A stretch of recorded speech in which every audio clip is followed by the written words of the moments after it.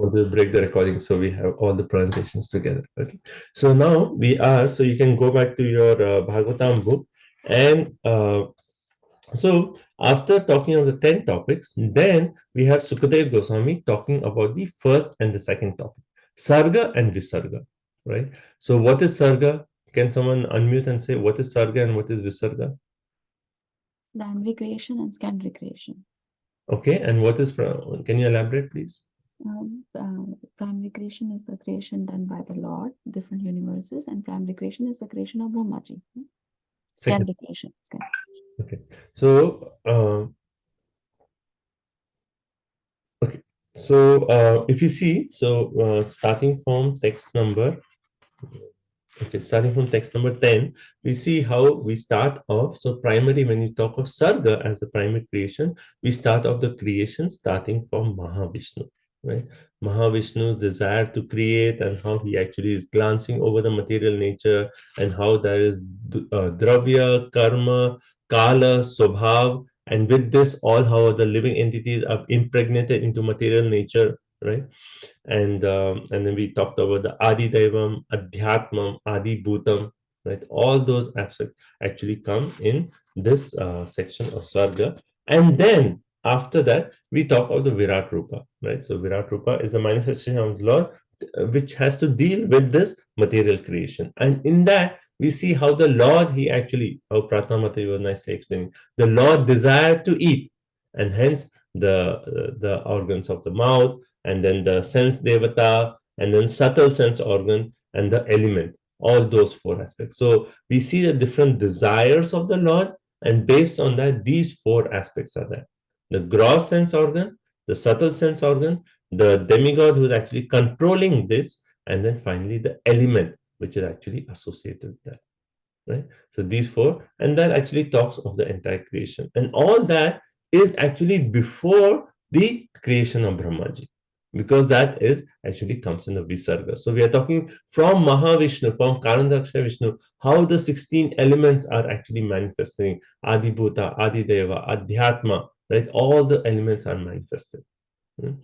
Okay, so that is up to text 30, where we have actually read about the desires of the Lord, how he desires to eat, he desires to drink, he desires to speak, he desires to do activities, he desires to move, and based on that, all the different sense organs, subtle, gross, and then demigods, and the elements are actually created. Now, in text 31, so I asked this question on the group, right? So we refer to like Prabhupada in the purport. So in 31, basically we hear Sukdev Goswami saying that all these elements, the 7 elements of the body of the Virat Rupa, what are they made of? Then he talks about there's thin layer on the skin itself, flesh, blood, fat, marrow, bone, and bone, right? So these are 7 elements, and all are made of earth, water, and fire, whereas the life breath is produced by sky, water, and air. And that's where what is the formula? ORA?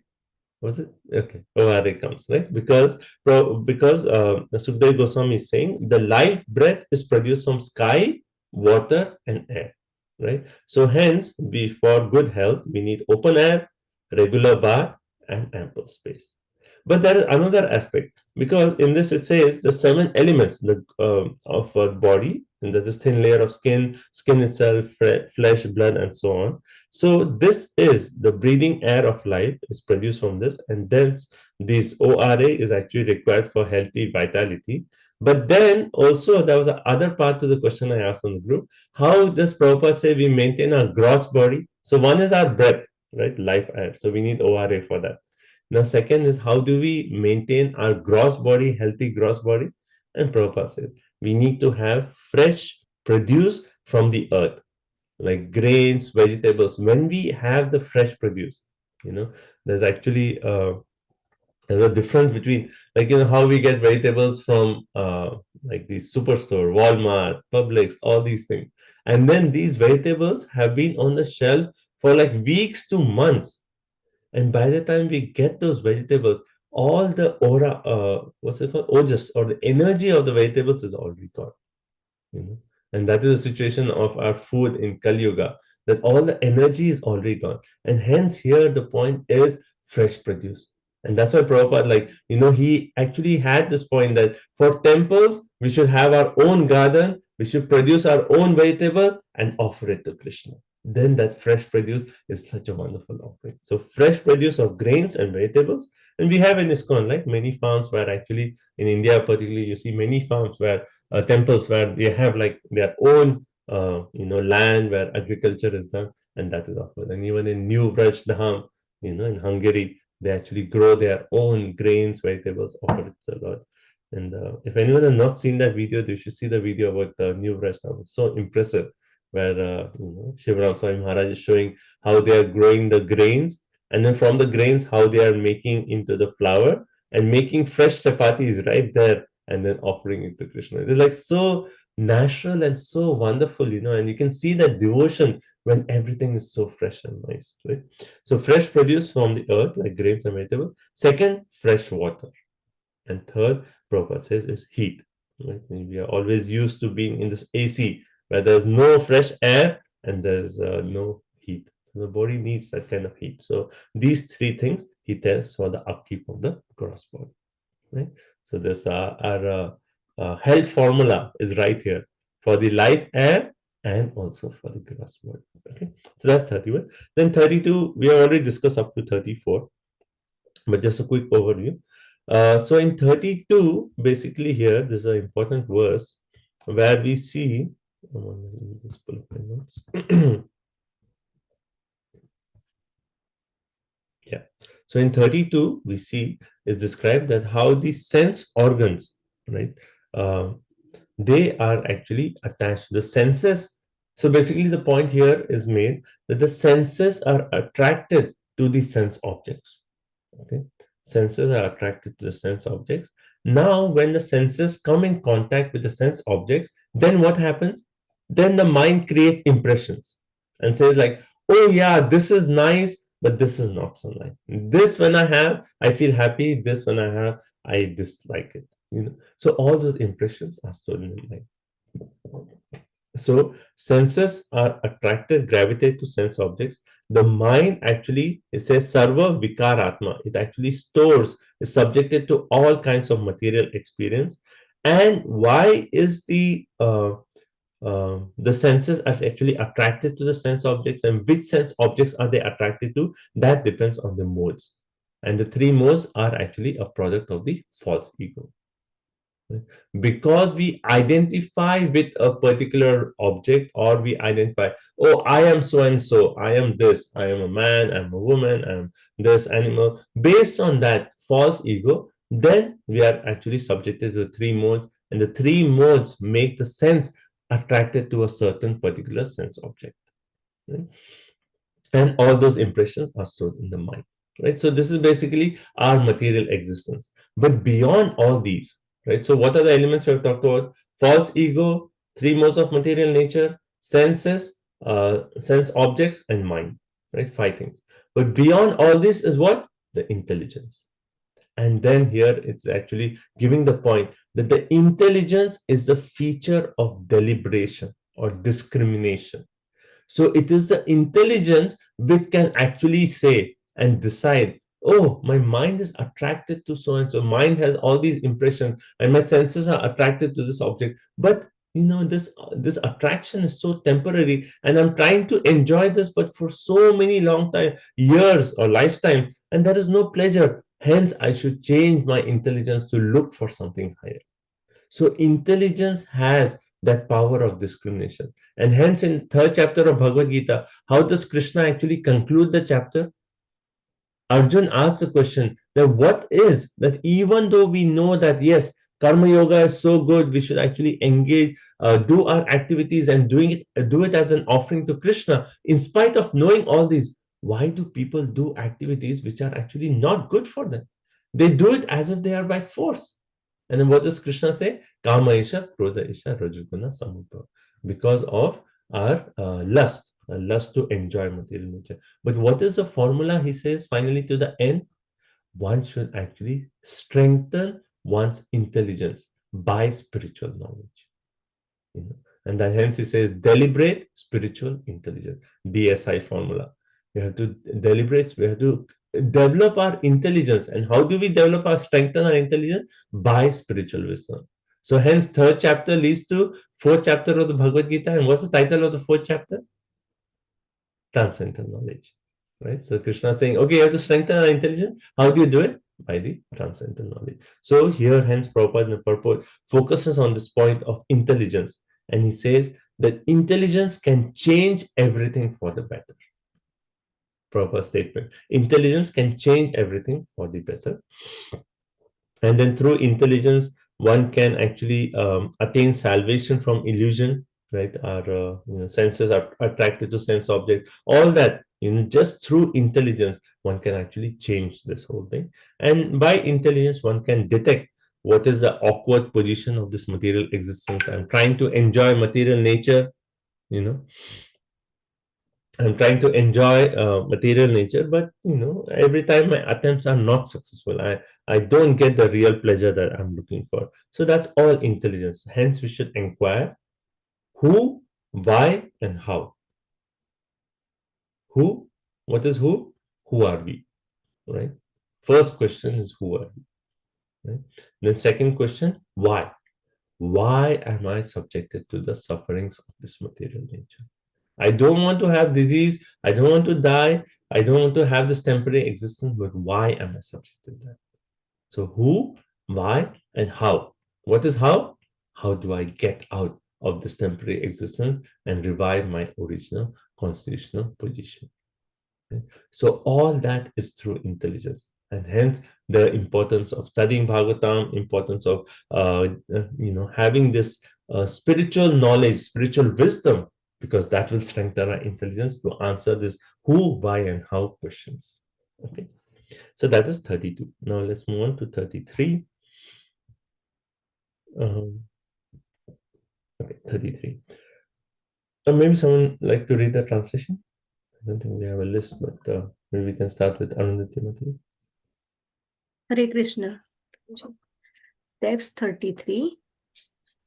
Etat bhagavato rupam sthulam. Because you have covered up till 35. Pardon me? I said just the English translations until 35. Oh. Thank you. 35. You can read text 33, just the English translation. Okay, got it. Sorry, it's background noise is there, that's why. Sorry. Translation, Srila Prabhupada ki jai. Thus, by all these, the external feature of the personality of Godhead is covered by gross forms such as those of planets, which were explained to you by me. Hare Krishna. Thank you. So basically he's saying up to this point. So thus, as soon as we see the word thus, that means we are coming to an end of one section. So he says, Etat Bhagavata Rupam. Till now, I have explained the external features of the Supreme Personality of Godhead. That means what? When we talk of external features of the Lord, that refers to the Virat Rupa. Right? Virat Rupa. So Virat Rupa, how all the senses have developed. So that have been explained. So Sukadeva Goswami is saying, I have explained all this, and this actually includes all the planets. So it's the gross form of the Lord has been explained. So Prabhupada in the purport is quoting 7.4 Bhagavad Gita, which is that verse? External energy of the Lord.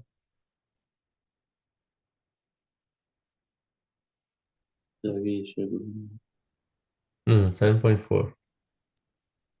भूमिर अपो नलो वायुर खाम मनो बुद्धिर एवच ahankar ityam mein bhinna prakriti rasida. My separated energies, right? And that is earth, water, air, fire, ether, mind, intelligence, force, ego, right? So Prabhupada says these 8 kinds of material coverings, he talks about this. And this is earth, water, fire, air, sky, mind, intelligence, and false ego, right? So these 8 kinds of covering. So all that has been explained till now. And then Prabhupada makes this point that these coverings are just like the coverings of the clouds for the sun, right? And why does Prabhupada actually elaborate on this point? Because he says that the cloud is a creation of the sun, right? If there's no sun, then there's no evaporation of water. And if there's no evaporation, no clouds are created. But the same clouds which are actually created by the sun cover what? Does it cover the sun? it covers our vision of the sun. So Prabhupada is saying, like the clouds, like, you take a flight and then you take a long distance flight, you see the flight, it actually goes above the clouds. You can see clouds below you, right? So right now for us, we may not be able to see the sun because the clouds are covering our vision, right? But if you rise above, then you can see, oh, sun is right there, bright, shining, right? So similarly, this example is given that this external energy up to this point, the external form, the Virat Rupa, it actually covers the conception of those people who are in the lower level of spiritual understanding. What is the first chapter of the second canto? What's the title? 2.1. First step of God realization, right? So basically there, and what is the focus there? Virat Rupa. And the point is that those who are so attached to this material world, they can actually appreciate the Lord in the form of the Virat Rupa, right? But the same Virat Rupa is actually covering their intelligence, their vision to see beyond that actually beyond the Virat Rupa, that is the original eternal form of the Lord. So similarly, this energy, this Virat Rupa, is a manifestation of who? The Lord himself.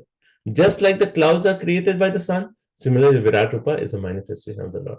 But that Virat Rupa is covering what? The intelligence of those who are not engaged in devotional service to the Lord. Is that example okay? Make sense?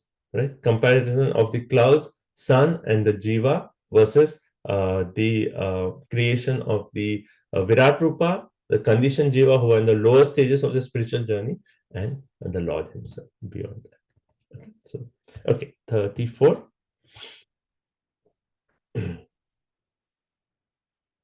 Okay, Shall I read it? this one. 34. Therefore, beyond this gross manifestation is a transcendental manifestation, finer than the finest form. It has no beginning, no intermediate stage, and no end. Therefore, it is beyond the limits of expression or mental speculation and is distinct from the material conception. Okay, so we'll see the Sanskrit words here. Ataha, therefore. So these are all concluding verses of this section. Ataha, therefore. Param, okay, transcendental. Shukshmatamam, finer than the finest. Avyaktam, unmanifested. Nirvisheshanam, without material features. Anadi, without beginning, without intermediate stage, without end. Nityam, eternal, right, Param, transcendental. So, what aspect of the Lord is being mentioned here? That it says, therefore, beyond this gross manifestation is a transcendental form of the Lord, which is finer than the finest, unmanifested, without beginning, without middle, without end, which is transcendental. So, what form of the Lord is actually being mentioned here?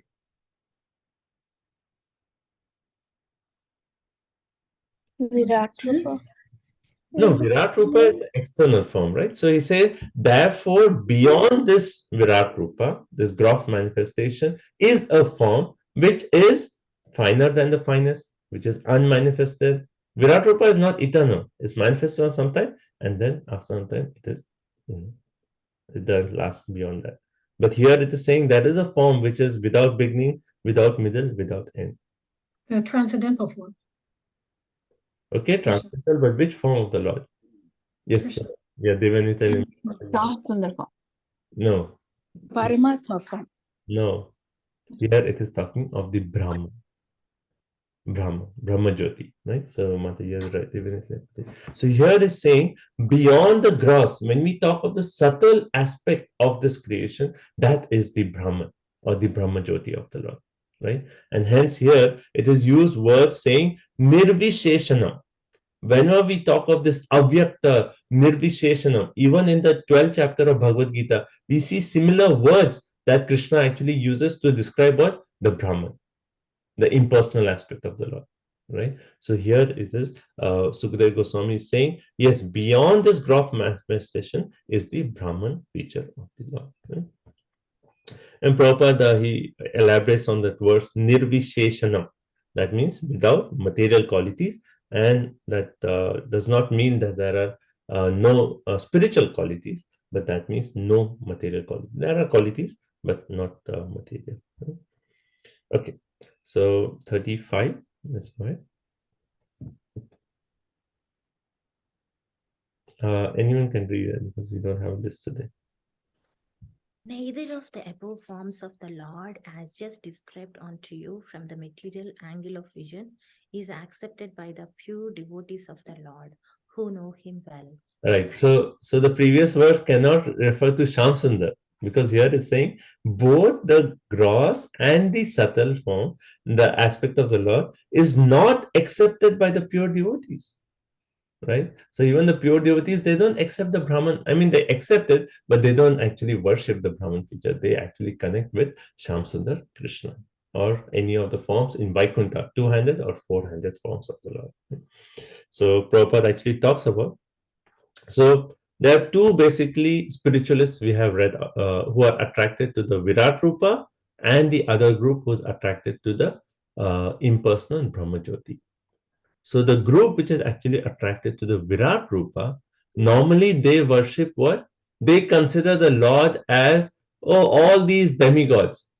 So many gods are there, especially in Hinduism. They say it is pantheism, right? Pantheism means many gods, right? So those who worship the Virat Rupa, this gross manifestation, or the group known as pantheism, right? That is one kind. And the second who actually worship the Brahma Jyoti, what is that group known as? Monism, right? Pantheism and monism. So those who worship the gross feature, that is pantheism. Those who worship the Brahma Jyoti, that is monism. But beyond those, but the pure devotees of the Lord, they reject both these. Neither they accept pantheism nor do they accept the monism, right? And hence, the devotees of the Lord are known as Vipaschita.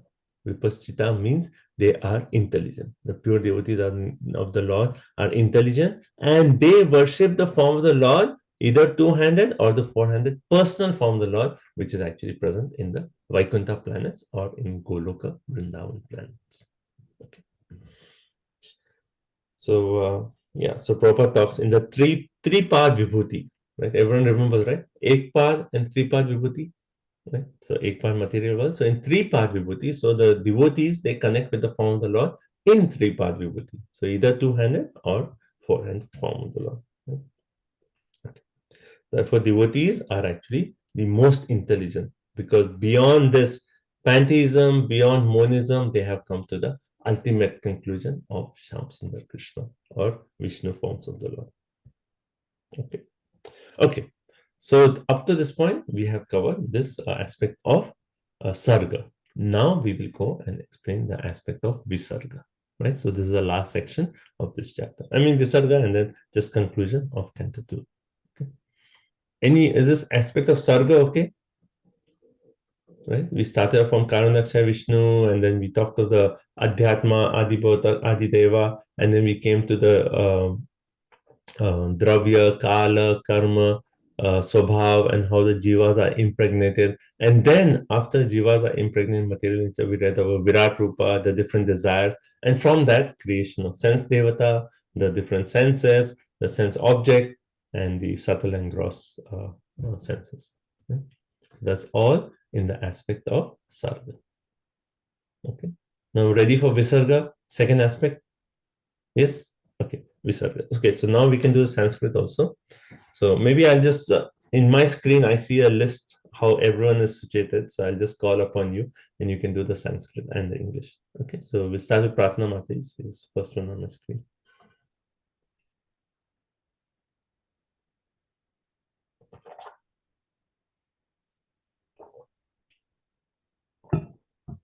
Yes, Prabhu.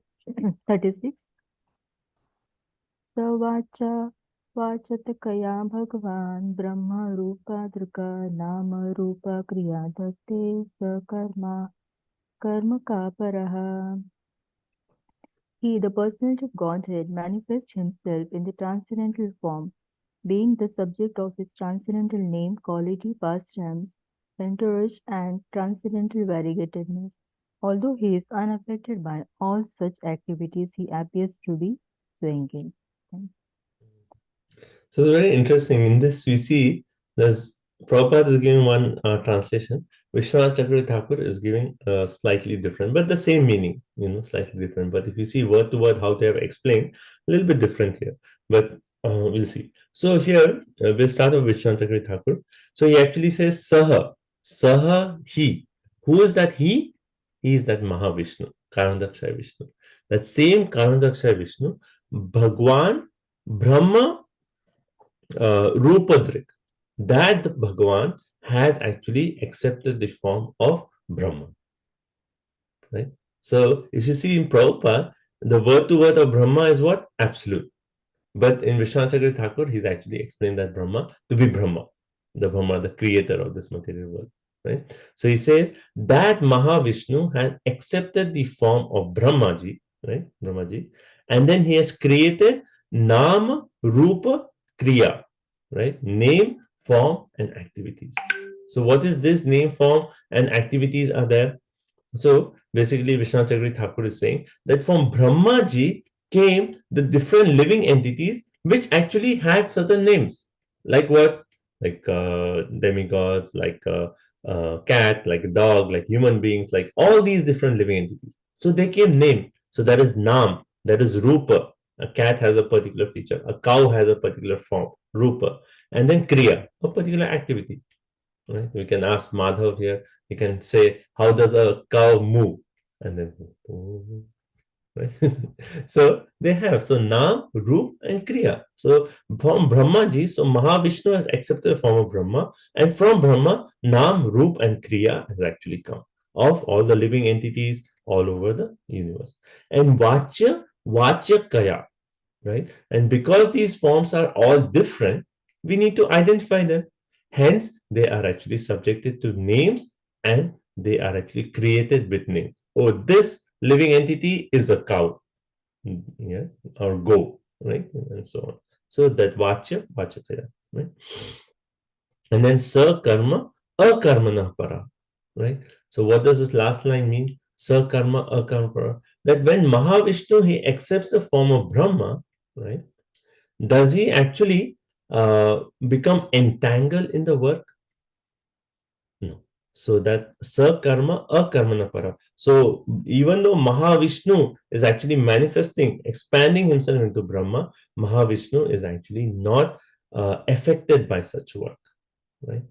He is actually still transcendental to this entire creation. Okay. So is this explanation okay?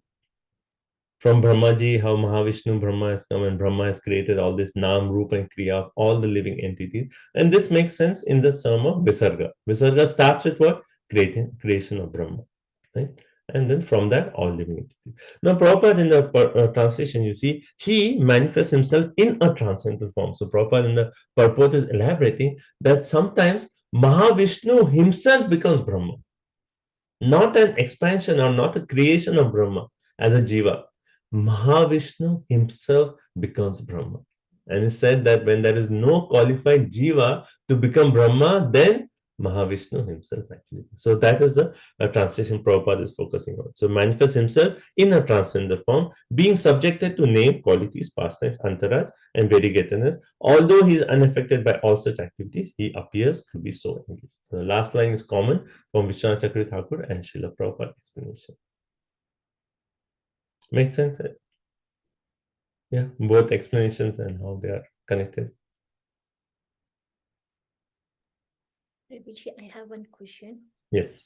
not related to this one, but so when annihilation is happening, all the jivas will go back to Vishnu's stomach. That time, the Brahma, all of them will go back to, none of them will be liberated. Oh, it's actually said that the Brahmas actually, towards the end of the life, they actually get liberated in general. In general. But it's very specific. Like our Brahma is already liberated because of pure devotee. He's a pure devotee. He's Haridas Thakur. Like he came as Haridas Thakur. So our Brahma is already a pure devotee. So, but in general, it is said that at the end of Brahma's life, they actually, even from Janalok onwards to the higher Brahmalok, they are actually liberated. Everyone in that. Yeah, and from Janalok to higher. Uh-huh. Janalok is one of the higher planetary systems, right? Out of the 14, We have Janalok, Tapalok, Mahalok, and then Brahmalok, Satya. Brahman. So Okay. those higher planetary systems, it said like they are liberated because the jiva is already promoted to a higher level of consciousness. So, Mhm. Yeah. but again, it's all this is like there are general rules, but there is also specific exceptions because it all depends on the consciousness of the jiva. Thank you. Okay. So Prabhupada in the purport is actually saying, right. Okay. So Prabhupada in the purport, the main thing is actually saying that when the Lord, he actually accepts a particular form, what distinguishes the Lord's form and activities from a jiva's form and activities? Like someone, this is common. People say, oh, when Krishna came, and just like us, maybe a little bit more power, but just like us. Even like when he had to leave, then what happened? The hunter, he actually shot an arrow, and then there was a blood on Krishna's feet. So it's just like us. What is the difference? So can anyone say? What is the difference between the form and the activities of the Lord versus Jiva? Jan karma cha me divyam evam yoveti tatvata vakta teham punarjanma naiti mameti swarjana. Perfect. So the Janma, the Karma, all the activities are actually Divya. They are transcendental. So the Jivas are forced to appear by our own karma, but the Lord, he appears out of his own Atma Maya, right? Out of his own free will. And all his activities are actually certainly, they are supernatural and they are impossible. It's not that Lord has to like perform some kind of meditation and then he will actually get some powers. The Lord, even when he was born, like he actually arranged so that he was carried across Yamuna to Gokul. And then when he was just 3 months old, he actually killed Putana, right? And who can imagine a 3-month-old boy killing a demon who was 8 miles long, right? So Lord's activities are all transcendental. So first point. Any other points? The Lord is unaffected by these activities. Yes, so it's a very nice point. So the next point that Prabhupada is actually saying that all the conditioned jivas, we are subjected to laws of nature. We have a particular body, we have to go through birth, old age, disease, death. But the Lord is never subjected to all these, right? Lord grows till 16 years old, and then he doesn't grow beyond that. Prabhupada says, even in the battle of Kurukshetra, the Lord was almost like 100 years, over 100 years old, but we never see a photo of Krishna with white hair. Yeah? We all have white hairs, right? So that is Krishna is never subjected to the laws of nature. Then second, in continuation to this, sometimes people also say, well, Krishna was actually like how the final pastime, the Moshala Leela happened. All the associates of Krishna were cursed, and then even Krishna was cursed by Gandhari, that because of you, this entire battle happened. So he was subjected to the curse, and hence he was shot by a hunter. People say this. But actually, the Lord is never subjected to all these, curses or benedictions. The Lord is completely transcendent. But the Jiva, they are subjected. The Jiva is subjected to the laws of nature, and also they are subjected to all these curses and benedictions. But the Lord is completely transcendent. Right? So the second point.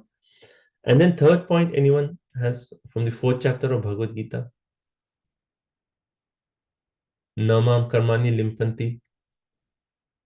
Right? So the third point that Prabhupada says is the Lord has no desire of fruitive activities.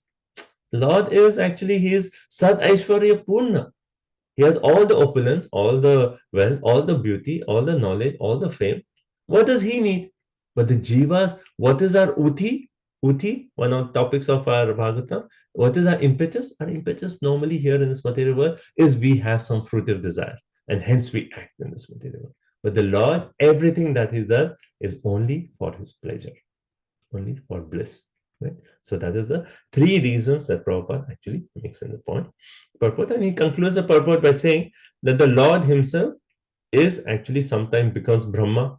So either Brahma is a Jiva, or sometimes the Brahma is actually the Lord himself. So he could be a Vishnu Tattva, right? But from Brahma, who comes? Shiva comes, right? And Vishnu anyway is Vishnu. So all the Brahma, Vishnu, and Shiva, they are actually finally coming from the Lord himself. Okay, so this is the aspect of secondary creation, right? Brahma and all the jivas from that. Now 37 to 40, let's just do the English, the long verse. Let's see who's next on the screen. Karunamati, you would like to read? Okay, know for me that all living entities are created by the Supreme Lord according to their past deeds. This includes Brahma and sons like Daksha, the periodical heads like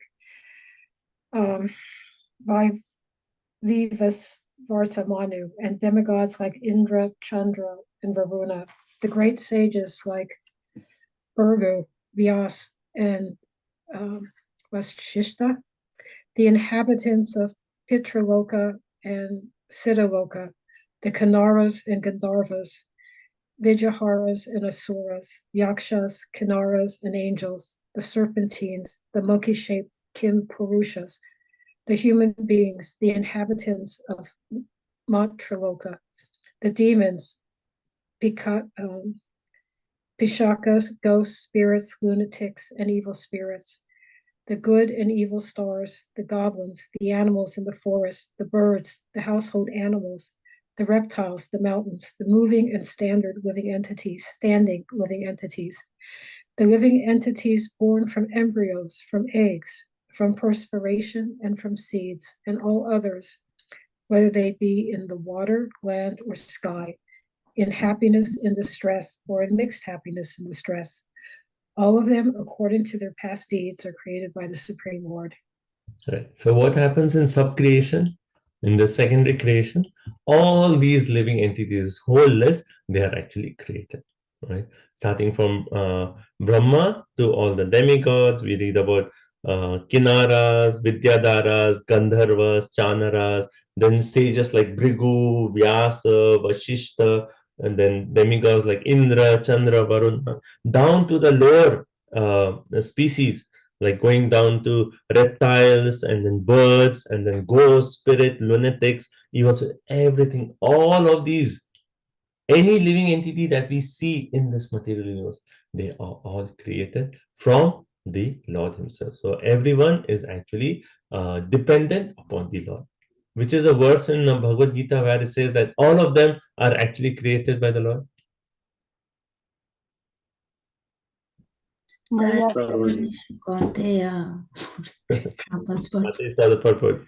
Yonishu Konteya Murtaya Sambhavantiva Tasha Brahma Mahayoni Aham Bija Pataprita. So clearly in Bhagavad Gita, Krishna is actually saying, I am the seed-giving father for all these living entities. Everyone is dependent on that one Lord Shri Krishna. Right? Now, in this, there are different classifications of living entities. First classification, 4. We have 4, 2, 3, and 3. Okay, so first 4. What is the first classification of 4 kinds of living entities? Based on how they take birth, right? Based on their birth. So there's a group of living entities who are born from embryos, right? That includes us. Right? Then second kind of living entities are those born from eggs.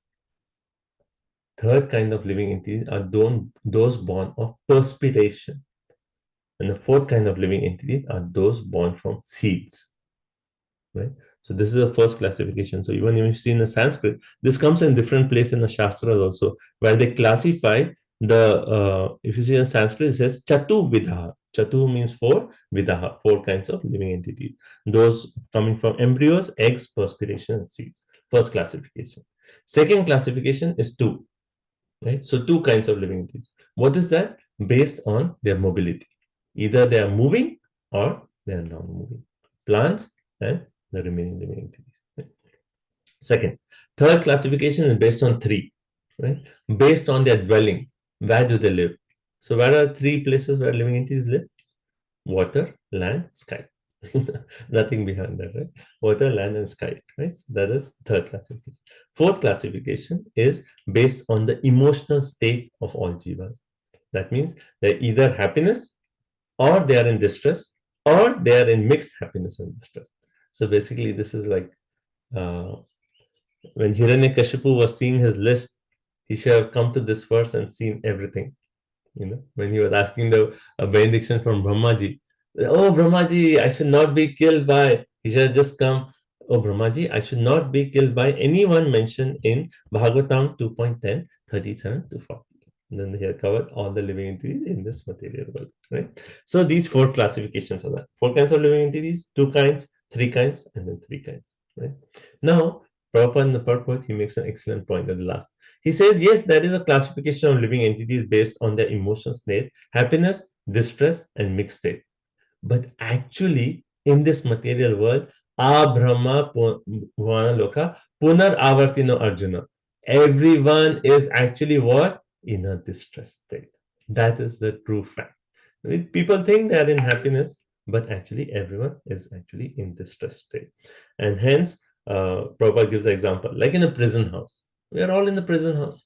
So can we say like a prison house, a person who is in a prison cell, which has like a nice mattress, which has like a nice AC, is that more better than a person who's in a prison house which is more with lower facilities? No, everyone is in the prison house. So what to talk of any level of happiness in the prison house? Right? So our main thing is all the living entities. What should we do? We should try to get out of the prison house. That should be the aim of all the living entities, starting from Brahma down to the lowest insignificant ant. Right? So Prabhupada very nicely makes that point. Okay, 41. Is it okay? Are we understanding Visarga? Okay. Right? Okay, 41. Please go ahead. Let's see who next. Gopinath Acharya. Sattvam rajastama iti tisra surati nirnaraka tatrapi ekaikaso rajan vidyante gatayastrida yadaikaikataro anyabhyam svabhava upahanyate. According to the different modes of material nature, the mode of goodness, the mode of passion, and the mode of darkness, there are different living creatures who are known as demigods, human beings, and hellish living entities. O king, even a particular mode of nature, being mixed with the other 2, is divided into 3, and thus each kind of living creature is influenced by the other modes and acquires its habits also. Okay, so is this clear? So basically we had the whole list of living entities. Now, how is the list actually created? What is the main distinguishing factor? Is actually the 3 modes of material nature, right? And Sattvam, Raja, and Tama. So Sattvam, Raja, Tama, Iti. Because of these 3 modes, hence you have those who are in mode of Sattva, they are actually more like demigods, right? Those who are in mode of Raja, they are more in the human category. Those are in the lower modes like Tama, they are more in the demon species. So this is, but it's all based on the mode. And then further this verse says that even each mode is subdivided by other 3 modes. So a living entity, like a human being, normally they are in the mode of passion. That is a default because we are all filled with so many desires. So human beings are in mode of passion. But if a human being in the mode of passion acts in the mode of goodness, then who is he? A human being who is Rajaha, he acts in the mode of goodness, then he's who? Demigod. Person? Brahmana. Brahman. Brahmana. Right? When he's mode of passion, then he's more Kshatriya, right? So basically, like each mode is actually further divided into 3. So hence it says Eka Kataraha, and then it says Trida. So each mode is subdivided into 3. So Prabhupada says, so 3 modes, each mode divided into 3, each of them divided into 3. So 3 times 3 is 9, 9 times 3 is 27, 27 times 3 is 81, and then you keep going on and you get 8.4 million species of life. That's how all the living entities are created. And the last line actually says, therefore, swabhavati upahanyate. And this, they actually develop their different habits of working or habits of kriya based on these 3 modes. So those are in mode of goodness, then they are attracted, the senses are attracted to those objects which are in the mode of goodness, and so on. Now, one interesting thing here is, like this is like a side point, but interesting. Like Vishwanath Chakravarti Thakur, what he does is the last line of the previous verse, right, which actually says Karmanam Gatayas Twa Imaha, right? So last line of the Sanskrit of the previous verse, it says all this is actually determined by one's karma, right? Because the karma you can actually select. It can be either in mode of goodness, passion, or ignorance. And he puts this line into this shloka here. So last line of text 40, he puts it into 41. And he says that karma is actually in sattva, raja, or tama. So we see this maybe slight differences that are there in how the verses itself are selected, but that is all based on how the acharyas are explaining the connectivity of the verses and how the flow is actually determined. Like even in Bhagavad Gita, 6th chapter, what do you see? There is one verse which is only 2 lines. Normally, Bhagavad Gita is 4 lines, shloka. But in 6th chapter, we see one verse, only 2 lines. So Prabhupada actually divided in that way so that it's easier for us to understand. So we see that. So Vishwanath Chakravarti Thakur added the last line from the previous verse to text 41. But so basically there he talks of like, because it says Kushale, Akushala, and Mishra. So based on the modes, people act in Kushala. Kushala means good result. Akushala means bad results. Mishra means mixed results. So it's all due to the 3 modes of material nature. Now, Prabhupada is actually making the point here, the key point here, he says, is that we are all influenced by the 3 modes, but we can change our association with the 3 modes. And we can actually select whether we want to go into good association or bad association. And then Prabhupada says, but that is the best association. And what is the best association? Pure devotee association. Yes. So Prabhupada says best association is to be always in the service of the devotees of the Lord. And if we are in that association, then we become the highest qualified man by the grace of the devotees. So yes, we are here because of the 3 modes of material nature, but we have a choice to select which mode do we want to connect with. And this choice is there at every moment in our life. We wake up in the morning, the alarm rings. We have a choice, right? Either we want to continue snoozing and stay in the mode of ignorance, or get up, take a shower, and then use that time in the mode of goodness, and then chant our rounds. Every moment of our life, we have a choice, which association we are selecting. So Prabhupada is making the point. Yes, all living entities, we are here because of the modes, but we have a choice. And hence, we should use our intelligence to discriminate and select the best kind of association at every moment. So that's the point Prabhupada focuses on. And he gives 2 examples of how, okay, maybe you can say in Bhagavatam, don't see the purport. In Bhagavatam, there are 2 examples of people who are in lower modes, but by association, they actually attain the highest state. Narada Muni. Narad Muni, we already read that. So Prabhupada in the purport, he talks of Narad Muni's example. Born as the son of a Shudra, but then he actually, by the association of Mahabhagavat, he attained the highest perfection. Anything else we can think? Prahlad, he's a demon family. Okay, Prahlad, he was born in the family of demons, but he had the blessing of Narad Muni. Narada Muni. Always. Ajamil. Ajamil, yes. So second example that Prabhupada talks about. So he talks of 2 examples in this. One is Narad Muni, and second he says Ajamil. Ajamil was who? He was in a Brahmana. So he was by normal Rajas with Sattva, right? Rajas with Sattva, and hence he was Brahmana. But then as soon as he saw the prostitute, then he fell into Tama. But then later on, by chanting the name of Narayan just once, then he got an opportunity to rise again in mode of goodness and then attain perfection. Right? So it's all the play of modes, but we have a choice of selecting which mode do we want to associate with. Okay, next verse, 42. Let's see, Vijaya Mataji.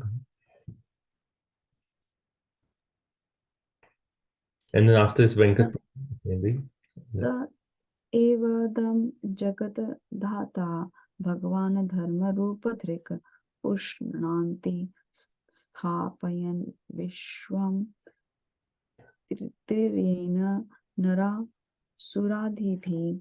He, the personality of Godhead, as the maintainer of all in the universe, appears in different incarnations after establishing the creation, and thus he reclaims all kinds of conditioned souls amongst the humans, the non-humans, and the demigods. Okay, so after the creation of all these entities, now we are talking of maintenance, right? So who is maintaining all these living entities? Vishnu. Yeah, so Vishnu himself is appearing. So in text 42, he says, Sa evadam Jagadata. Jagadata means one who actually maintains this world. Jagadata, the maintainer. And who is he? Bhagwan, the Lord himself. So the Lord himself has manifested himself as Brahma and all the 8.4 living entities. Now in maintenance also, it is the Lord himself who is Bhagwan. He is actually maintaining. And how is he doing? Dharma, Rupa, Drik. By establishing dharma, right? So how is actually dharma maintaining us?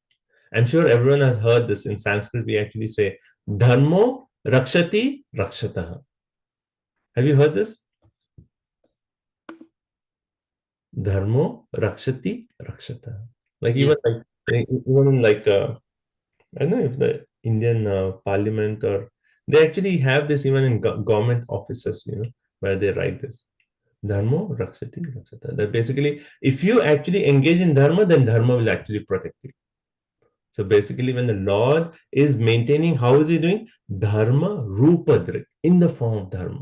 So he's giving dharma, establishing dharma. And if living entities can't follow the dharma, then they'll be protected. They'll be maintained. Right? So that's the main point here.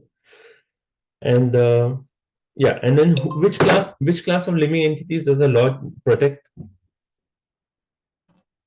Who does the Lord maintain? All of them. Yeah.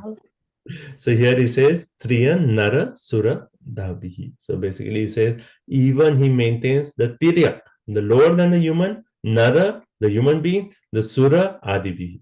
So humans, demigods, demons, everyone, the Lord is the one who's maintaining everyone.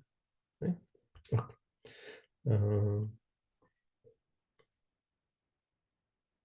Okay, and then Prabhupada makes a point how the Lord actually he appears in every species of life to actually protect. Can you imagine the Lord appearing in a species of hog? Hog, who's the Lord appearing in a species of hog? Varaha. Varahadev, okay.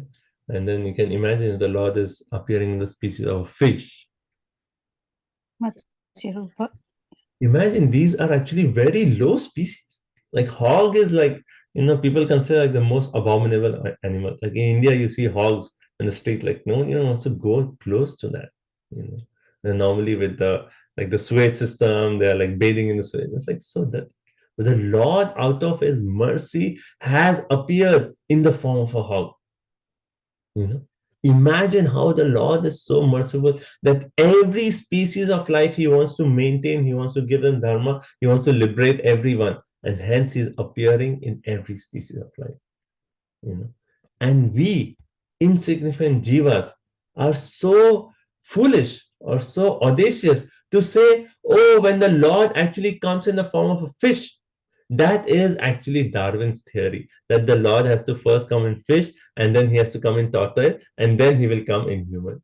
I mean, this is like, the Lord is so merciful, he's coming in every species, and we insignificant jivas, we say, oh, when the Lord comes, he goes to Darwin theory, or he comes, he just takes material form, or we just neglect the appearance of the Lord. We deny the appearance of the Lord. But the Lord is so merciful. Even when he comes in a feature of a hog, does that mean that he's subjected to material? No. He is still Sadaishwarya Purna. He is completely transcendental personality of God. So even though he may appear in a lower species, but still he is the all-powerful supreme personality of God. But those who are Dr. Frogs, Prabhupada likes to use that example. So even in his purport, he says, those are Dr. Frogs who are just in a small well.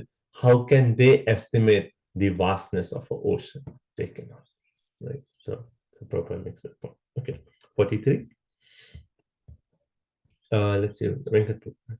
And then Ah. after this, Arundhati Mataji. Hare Krishna. Tataha kalagni rudratma yat srishtam idam atmanaha sanni yachati tat kale gnanagnikam ivana lihi ivana laha. Translation. Srila Prabhupada ki jai. Thereafter, at the end of the millennium, the Lord himself in the form of Rudra, the destroyer, will annihilate the complete creation as the wind displaces the clouds. Hare Krishna. Okay, so we talked of creation, we talked of maintenance. Now, who is doing the task of annihilation? The Lord himself. So, the Tata Kalagni. Kala means Kala, destruction. Agni, fire. With the fire of destruction, the Lord assumes the form of Rudra, Lord Shiva. Okay, so, Lord himself is taking the form of Rudra as Lord Shiva, and then he does this task of annihilation. And the example is given Ghana Anikam. Just like how when there's a windy day, the clouds are just dispersed. So similarly, through the fire, the Lord actually destroys this entire material manifestation in the form of Rudra. Right? Now, one point to think about here is Prabhupada is actually making the point that how the foolish conditioned souls, we take this world, temporary world, to be a permanent settlement. Everything is permanent, and we say like, yes, I have to build this big empire. Everything is, permanent here, and that's how we live, But even in our lifetime, we see destruction happening, right? We see whether that's in time of days or weeks or months, we see destruction happening. And who is doing the destruction? It is the Lord. Now, if you say the Lord has created something, why would he destroy it? And why he is doing through time, destroying at every moment? Just to give the jivas to an opportunity to realize that this is not a place for us. As soon as there's annihilation, as soon as there's destruction, we realize, oh, we want to hold on to everything, but by aspect of time, everything is going to get destroyed. Hence, we should realize. There's one quote by Satyan Swami Maharaj, which I really like. He says, you are a citizen of the spiritual world. Just here for a short time in the guest house of the material world.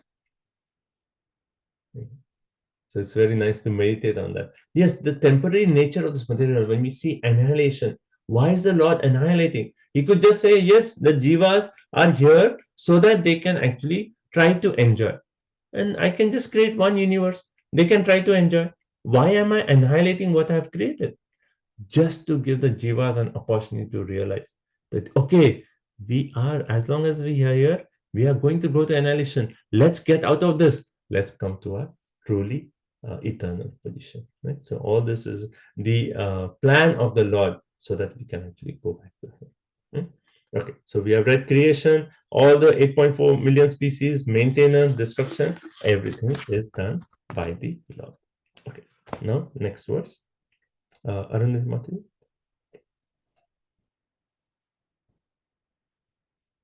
What for? Ittam bhavena kathito Bhagavan Bhagavattamah Nettam bhavena hi param drashtam arhanti surayah. Translation: the great transcendentalists thus describe the activities of the Supreme Personality of Godhead, but the pure devotees deserve to see more glorious things in transcendence beyond these features. So till now, what did we read? The Lord aspect in the aspect of creation, in the aspects of creation. Now those who are Surayah. Surayah is what? The great devotees.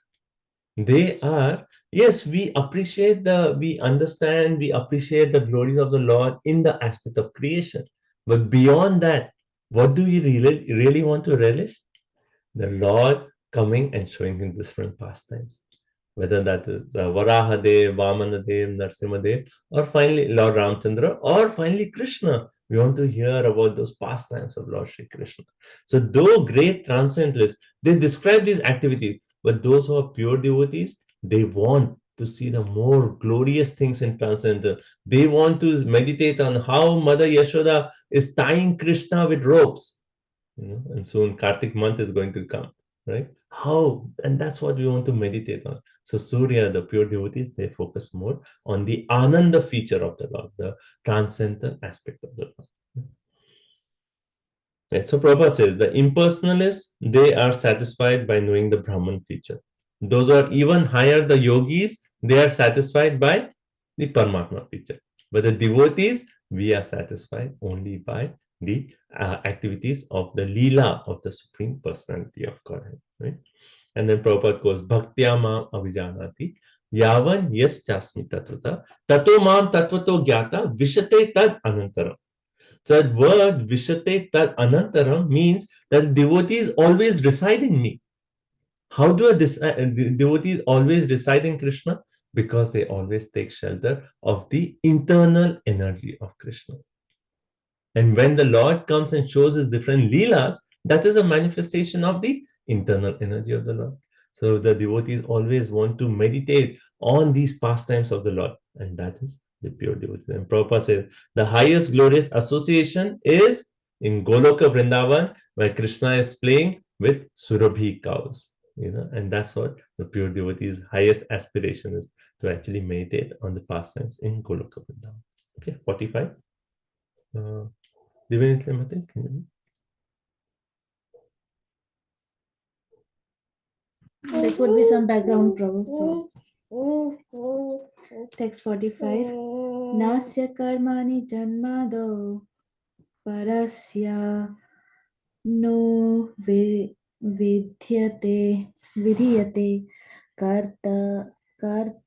kartritva pratishedhartham maya ropitam hitat.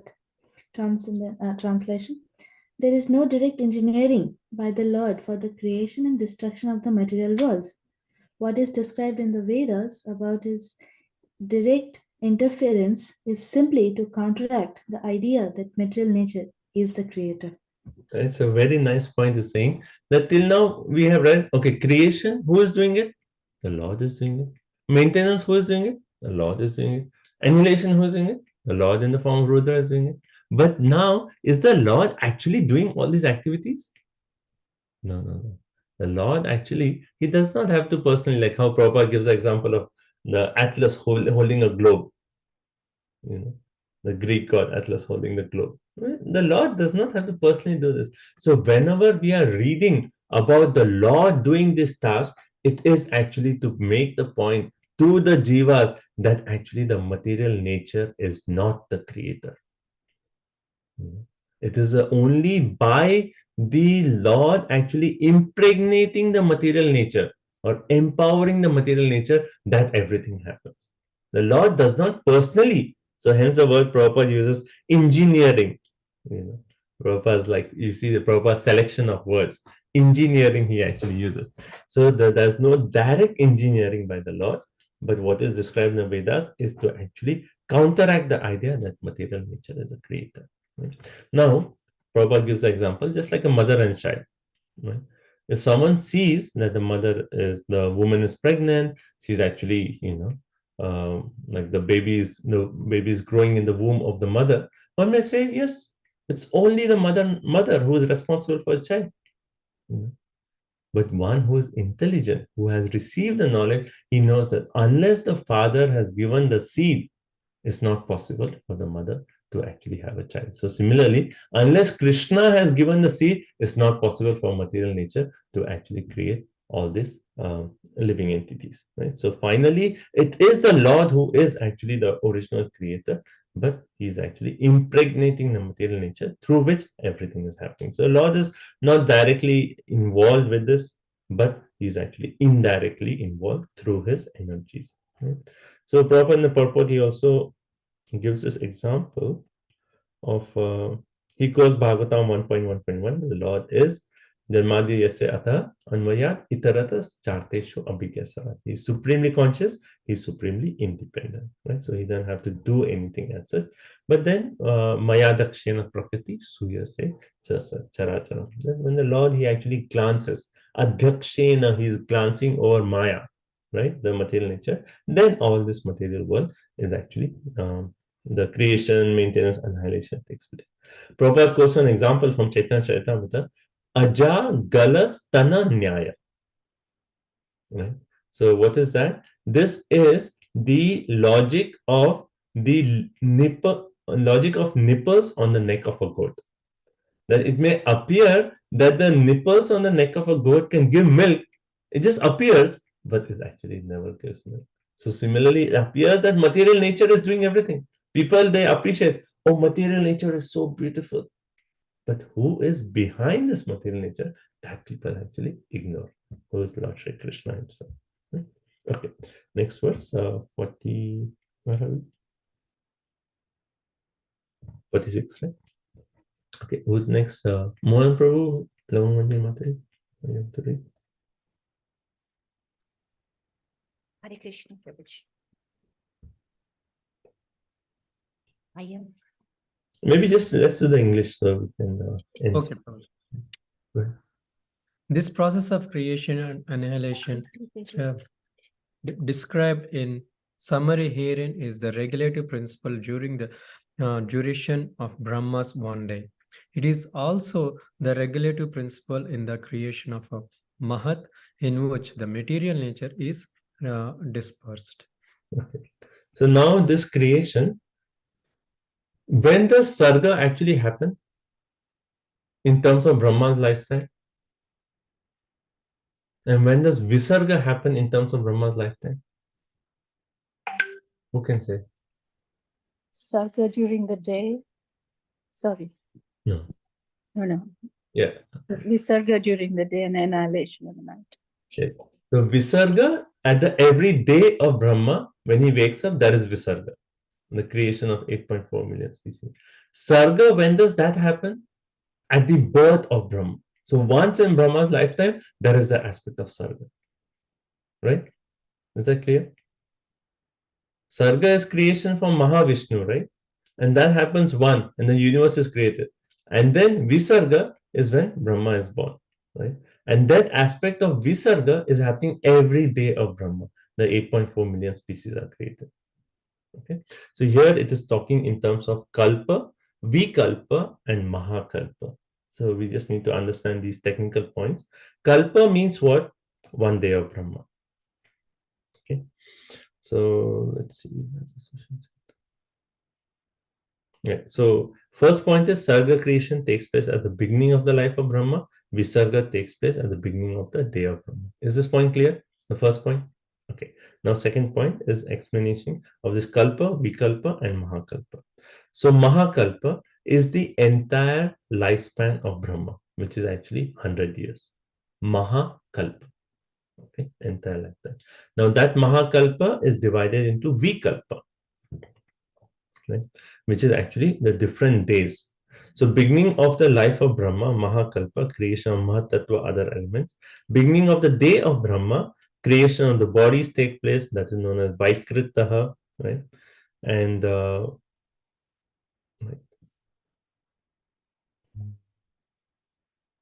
right. So Prabhupada in the purport, if you see, that it explains the three terms. In Mahakalpa, the Lord assumes the first Purusha incarnation as Karudaksha Vishnu. The 16 elements are created, right? So that is Mahakalpa. Then the creation of Brahma and the dispersion of material ingredients is Vikalpa, right? And the creation by Brahma in each day of his life is known as Kalpa. So Mahakalpa is the entire lifespan of Brahma, that is the Sarga aspect. Vikalpa is the creation of Brahma and how the material elements are dispersed. And then when Brahma does the creation at every day, that is known as Kalpa. Mahakalpa, Vikalpa, Kalpa. Everyone okay? Too tired? Sleepy? Okay. Prabhu, I have a question. Hare Krishna, Prabhu. I have a question related to Sarga. Like the Sarga is in the beginning of Brahma's appearance, or even before Brahma's appearance, because Brahma is only for our material universe. So is the Sarga created for every universe, or is it for all the universes one time? Like when Mahavishnu breathes out, all the universes which are actually manifested, that every aspect is the aspect of Sarga. So it is before Brahma's birth. Okay. All the universes come. And then when he breathes, and the universes go in. So then that is the annihilation part of the universes itself. So that breath is a lifetime of Brahma, right? So when he breathes out, then Sarga is happening. Then when the universe, all the material ingredients are manifested, you have all the earth, water, fire, air, ether, the material universe. And then the Lord actually enters into each universe, and then creation of Brahma. Right? So that creation of Brahma is the Vikalpa aspect, right? And all the material elements getting together, Vikalpa. And then when Brahma is born, then what does he do? He is born on lotus, he meditates, Lord Vishnu gives him knowledge, and then he creates 8.4 million species. That is Kalpa. Thank you, bro. Okay. So is that okay? I'm going to have to read this over and over again because I really don't quite get it yet. So do you understand the Brahma subject? creates, it's it's when Brahma enters the picture and he creates. Then does he do that? And then everything is annihilated when he sleeps? Yes. At his night? So he does that every day of his life. He does this creation? Yes.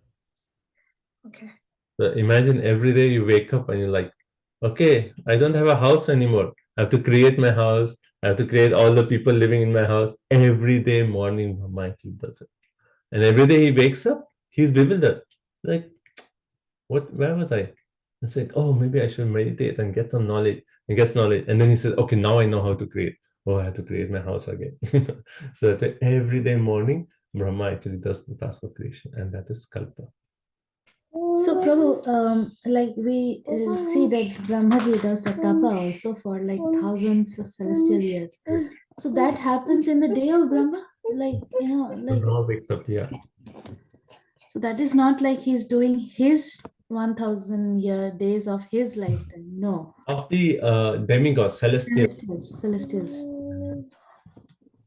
Wow. His day is only one day he has, right? Yeah, so basically he does the morning like japa. Yeah, like morning japa. Yes. Okay. With the morning japa, he does morning meditation, and that is for 1,000.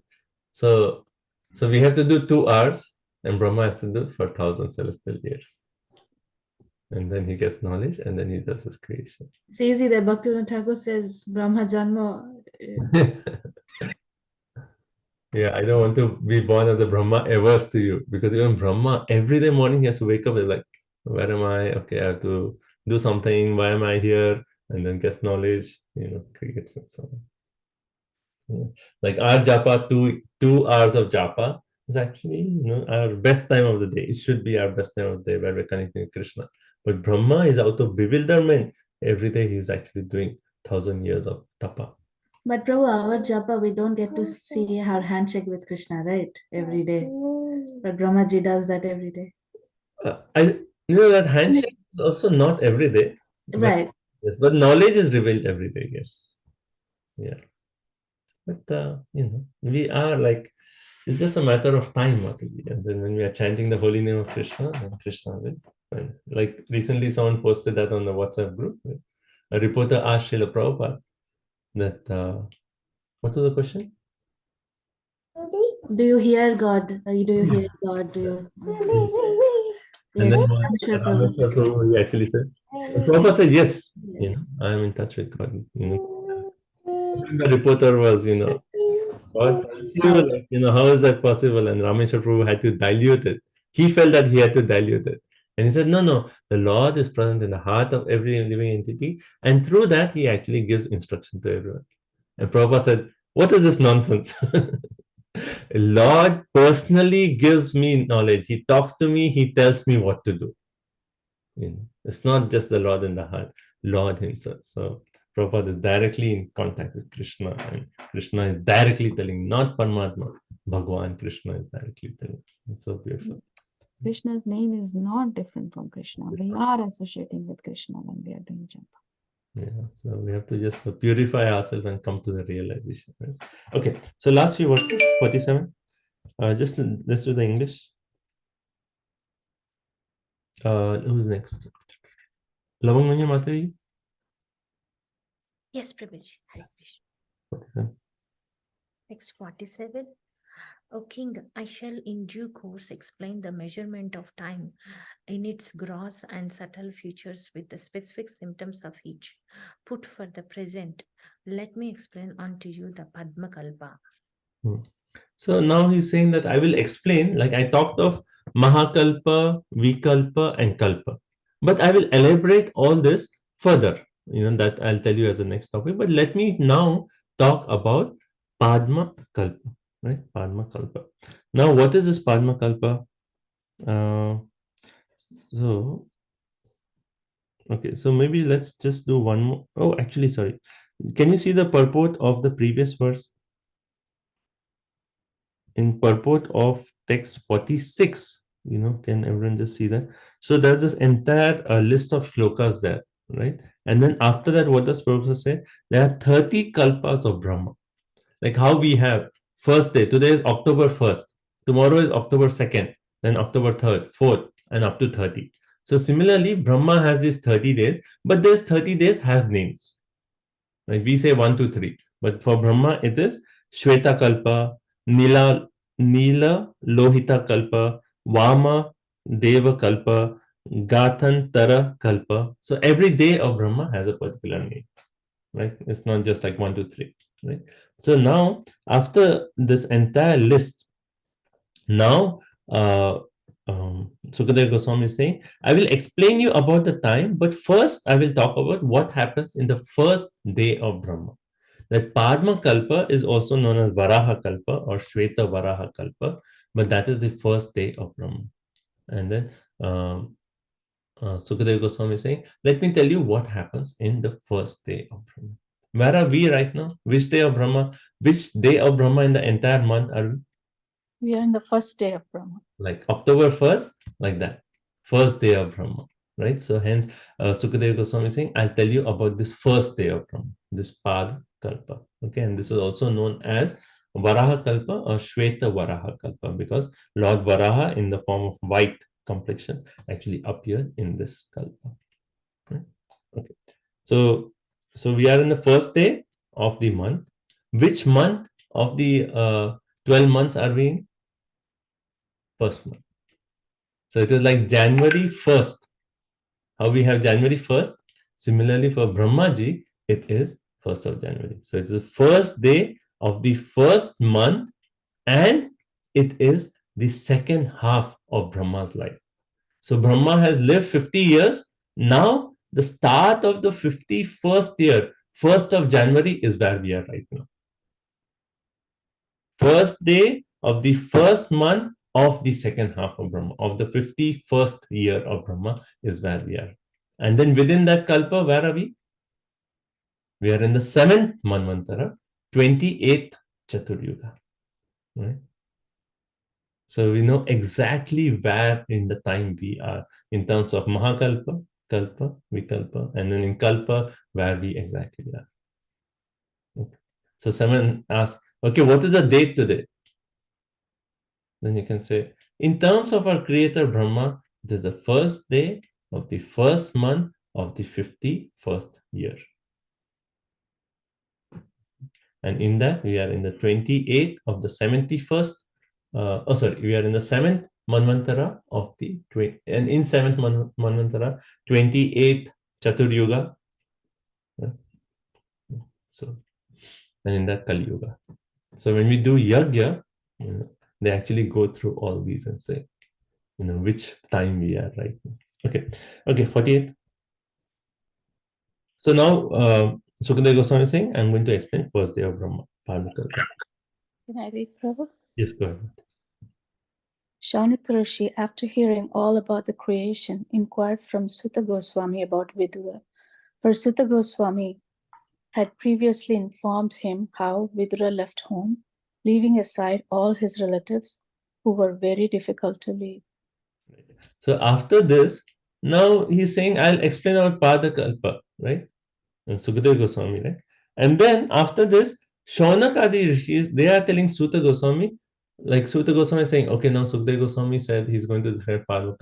But Shonakadi Rishi is saying, oh, you talked of the Vidura. When did you talk of Vidura? In the first canto, 13th chapter. And now Shonakadi Rishi is saying, oh, you talked about Vidura, and in that Vidura, you actually said how he traveled to different places. Can we go back and talk about that first? You know. So hence the discussion of Padma Kalpa gets a little postponed. And now we are reading about Vidura's meeting with Maitreya Rishi, Uddhav. That is the third canto, right? So basically that's the point here. Okay.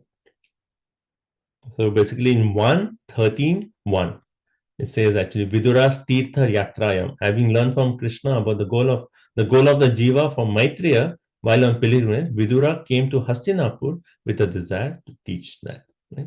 Okay, 49:50. Just two more verses. Go ahead. Who's not read? Okay, anyone can go ahead. 14:50. Saunaka Rishi said, let us know, please, what topics were discussed between Vidura and Maitreya, who talked on transcendental subjects, and what was inquired by Vidura and replied by Maitreya. Also, please let us know the reason for Vidura's giving up the connection of his family members and why he again came home. Please also let us know the activities of Vidura while he was in the places of pilgrimage. So 4 questions they have asked, right? So Shataha referring to Vidura and Kausaravaha referring to Maitreya. So first question is, what are the topics that were discussed between Vidura and Maitreya? And because these topics are Adhyatma, they are all on transcendental subjects.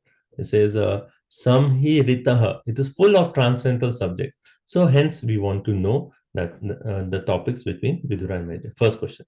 Second question, what did Tasmai Prishtaha? What did Vidura ask?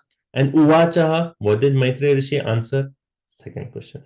Third question, Bruhi Vicheshtitam. So please tell us also of the activities of Vidura. Vidura actually went, he traveled to different places. So what did he do? And the fourth one is Bandhu Tyaga Puna Agatavan. So he actually renounced all his friends. He went for pilgrimage. Why did he come back? And why did he come back? We already read, right? Why did Vidura come back? Dhritarashtra. To save Dhritarashtra, right? To rescue Dhritarashtra. So these 4 questions they asked. Okay. Now last verse, 51. Go ahead. Yeah, Hare Krishna Prabhuji. Yeah. Sutta Uvacha, translation, Srila Prabhupada ki jai. Shri Sutta Goswami explained, I shall now explain to you the very subjects explained by the great sage in answer to King Parikshit's inquiries. Please hear them attentively. Hare Krishna. The Sutta Goswami is saying that, okay, you have asked about Vidura and Maitreya, but actually that conversation was also between Sukadev and Parikshit. So how that took place, I will actually answer that. So you please hear attentively, right? And Shrunatu means to hear attentively. You please hear attentively. And then with this, we start Canto 3, where we'll be starting off with a conversation between Vidura and first Uddhav, and then Vidura and Maitreya Rishi. Okay. And that conversation goes on 3rd canto, 4th canto, 5th canto, right? Yes, 5th canto. So 3 cantos is actually the conversation between Vidura and Maitreya. We'll come to our end of Bhakti Vaibhava by the time we finish Vidura, Maitreya somewhat. Okay. So thank you all so much. So this is at the end of 2nd canto. Any comments, realizations, anyone, any points? Krishna Prabhuji. Yeah, I like that point. The way of perfection of life is by devotee association. And that's in reference to what? Oh, in the modes. Ajamila and like we were giving examples, right? Then Narada Muni. So main point there is we have a choice to select which mode are we associating with. And that modes are determined by our association. So when we select the right association, then directly we actually connect with the right mode, right? And if you connect with associate and devotees, then you can actually rise above the three modes. So, Yes. yeah, thank Thank you. you. Anyone else? Any points? Vijay, I like the point in the text of 41. Prabhupada is writing that we get the association, direct association of the Lord by means of sound representation. Mhm. Glories of the Lord are not different from the Lord. Right. So the same point that we have a choice to select our association, and if we select our association with Bhagavatam, reading Bhagavatam every day, then we are in contact with the transcendental sound word, which is directly having contact with Krishna, which is directly contact with Krishna. Okay. Thank you. Anyone else? Hare Krishna Prabhuji, I really like the point that Lord will create and annihilate. So why he's annihilating is the reason that he want to make us realize that this is temporary. Don't think that this is home. So we should always remember that. Yeah, so it's all the Lord's plan. Even annihilation is happening so that we realize, we are trying to have everything permanent, but everything is taken up. So why not realize we are not, or we are a citizen of the spiritual world. We are only here for a temporary time in the guest house of this material world. Thank you. Okay. Anyone else? Prabhuji, the overall, thought that's crossing my mind is, second canto is so dry and so, technical, but, by the end of it today, I feel like, wow, we know so much more than where we started. And when you were talking about how each, we can say where we are in the Brahma's life and, to the exact point, all that is there. That's just amazing. Thank you. Thank you. So we come to certain section of Bhagavatam and we feel like, oh, why is talking about all this lineage and so technical and all this? But we have to remember, entire Bhagavatam is for what? Pratna Mate, the entire Bhagavatam is for what? It's for the glorification of the Lord. No, in terms of your presentation. Yeah, the Bhagavatam is the answer for Ask all me. the questions. And all the topics is for what? Your 10 topic, you actually said that point in the This Ashraya. Ashraya. So every topic we may feel like, oh, it is so technical. Why are we discussing this? This ahankar and three modes, and then this and this, and then it comes to this adhyatma adhibhotaka that is like so complicated, like I can never understand. But why is all this? Finally, we come to understand that finally the ultimate cause of everything is Krishna. Everything Krishna is doing for us, he's so kind. He's actually manifesting everything because of why we turned away from, because the reason we turned away from Krishna is actually trying to fulfill everything. It's all his love for Krishna. Let me just surrender to Krishna. Let me take shelter of Krishna. Let me serve Krishna. Let me engage. That is the entire thing. Purna Sharanagati. Yes, come to bhakti, so every section of the Bhagavatam, and as we progress in our bhakti, we'll realize that every shloka of the Bhagavatam is filled with love for Krishna, prema. It's filled with prema. But that requires maybe you have to do bhakti vaibhav at least some 5-6 times. How Keshav Maharaj says that actually you have not read a book really unless you have read it at least 3 times. 3 times. Yeah.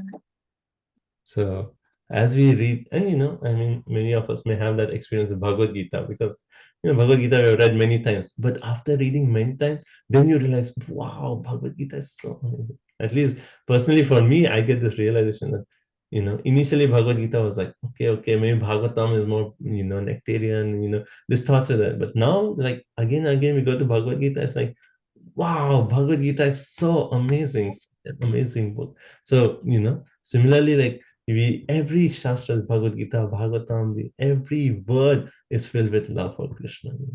So you come to that point of prema. So, and then life is, we have to live Bhagavatam and we have to die Bhagavatam. Like how Prabhupada, even last breath, on his deathbed, what is giving? Commentary to the 10th canto, 13th chapter of Bhagavatam. That's our life in Bhagavatam and Harinam. Okay, thank you all so much. So we'll stop here. Yes. Shrimad Bhagavatam की जय, श्री प्रभुपाद की जय। वंचा कल्पतरुभ्यश्च कृपा सिन्धुभ्येव च पतितानां पावनेभ्यो वैष्णवेभ्यो नमो नमः. So this coming Saturday will be a CB, right? And also next weekend OBE, right? Both of those next weekend. It's okay. And if you need extension with the OBE, you can let me know if something is there personal in your life. But otherwise, if by this weekend, next week, if we finish everything, then we are done with Canto 2. And then I'll have the grades also. This week, I've done, I think, quite a bit. So this week, I should have the grades for all your things for Canto 2. And then When would be the shloka part, Prabhu? Shloka, yeah. I mean, when can we do it? The end of third canto. Prabhu. No. Come on. End of October 30th. By October 30th, everyone has to recite the shlokas. End of this month. It's 10 shlokas. I think many of them you already know. I mean, 10 canto, I mean, second canto. And the 30 days is good. So if you do like really 10 shlokas, you have to do. So by October 30th, please, everyone. So before that is better. Don't keep it till October 30th. But sometime this month, let's either we can do a video, quick Zoom call or something, and we can just recite the shlokas. Okay. Thank you so much. Srila Prabhupada ki jai. Hare Krishna. Thank you so much for all your association, and thank you for all the beautiful presentations on Canto 2. Very, very enlivening. Thank you. Hare Krishna. Hare Krishna. Thank you so Hare much. Krishna, Prabhuji. Thank Hare you. Krishna, all devotees. Hare Krishna. Hare Krishna. Hare Krishna. All devotees. Thank you very much. Hare Krishna. Hare Krishna, Prabhuji, thank you so much. Without your explanations, we cannot understand this. So thank you so much. Thank you for your association, Mataji. Hare Krishna. Thank you, Panchamaji. Thank you. Hare Krishna.